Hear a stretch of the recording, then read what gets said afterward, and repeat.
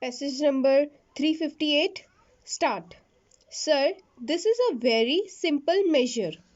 On 23rd March 2000, as the House is aware, there was a proclamation by the President, and accordingly, the President took over the administration of that state. And as the House is also aware, the legislature was dissolved. According to the Constitution, the power of legislation naturally vests in Parliament unless Parliament delegates that power to the President. Article 357 of the Constitution enables Parliament to confer the powers of legislation on the President, and therefore this bill has been brought forward for the purpose of giving to the President the power of making laws for that state. It has been found necessary that this power should be conferred on the President because there has been considerable congestion of work before both the Houses of Parliament, while so far as the work of legislation before the Kerala legislature was concerned, there was very heavy work there. In fact, as many as 23 bills were pending before the Kerala legislature when it was dissolved. I may point out to the House that there were as many as 16 official bills and 7 non-official bills. Out of 16 official bills, in respect of 5, the Select Committee has submitted its report in the legislature. In respect of 9 bills, the matter was pending with the Select Committee, and the remaining 2 bills had been taken up for consideration, but before they become law, the legislature was dissolved. So far as the non-official bills were concerned, 3 bills were pending with the Select Committee and 4 bills had been introduced before the dissolution of the Kerala legislature. Out of these bills, there are certain which have to be immediately legislated because they are to considerable importance. We have received advice that so far as 2 bills are concerned, they are of a very urgent nature, and they are the Kerala Irrigation Bill and the Kerala State Aid to Industries Amendment Bill. Both of these have to be attended to immediately.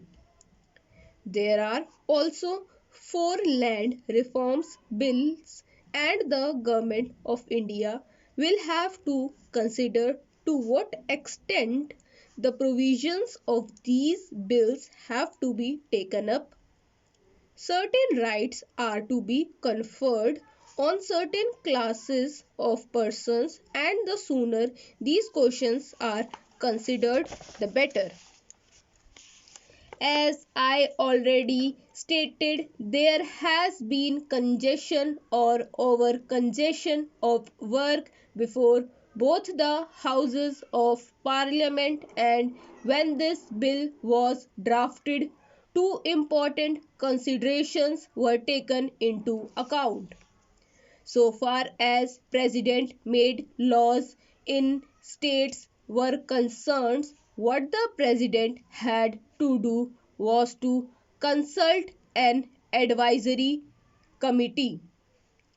So far as this committee was concerned originally, the idea was that the members ought to be 10 from the other house and 5 from this house.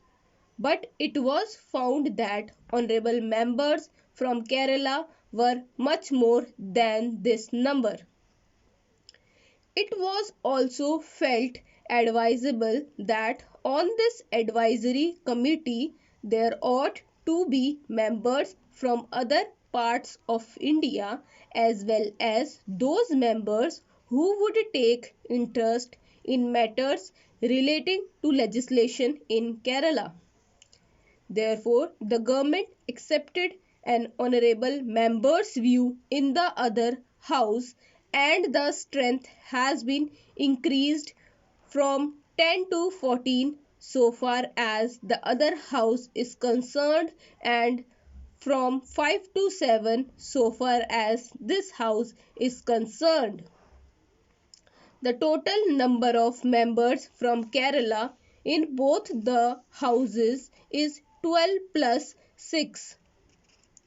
It is possible, therefore, to appoint some other members also, and this power has been given to the Speaker in the other house and to the Chairman in this house.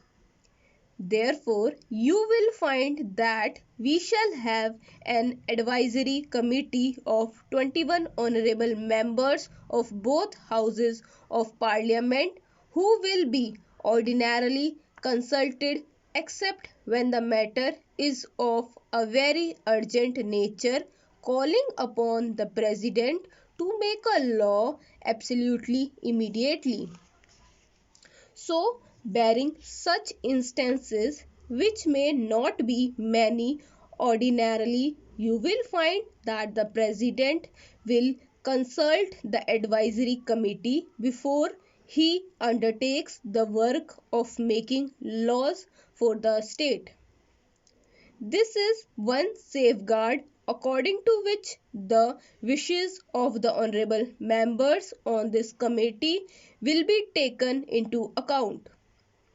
Secondly, there is another safeguard that has been introduced after the president has made the laws. Copies of such enactment will have to be placed on the table of both the houses of parliament and thereafter it would be open to the parliament to consider them and suggest any amendments.